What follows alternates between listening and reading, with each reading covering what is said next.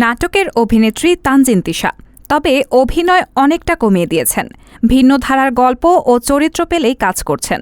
সম্প্রতি মুক্তি পেয়েছে এই অভিনেত্রীর বিউটি কুইন নামে একটি নাটক। ফেসিয়ালও পারি, একটু পারি। বিউটি পার্লারে কাজ করা এক তরুণীর যাপিত জীবনকে ঘিরেই এই নাটকের গল্প। চিত্রনাট্য ও পরিচালনা করেছেন প্রীতি দত্ত। এই নাটকে একজন রূপসজ্জাকারীর চরিত্রে একেবারেই ভিন্ন এক তিশাকে দেখতে পেয়েছেন দর্শক। চরিত্রটি দিয়ে সবার নজর কাড়তে সক্ষম হয়েছেন তিশা।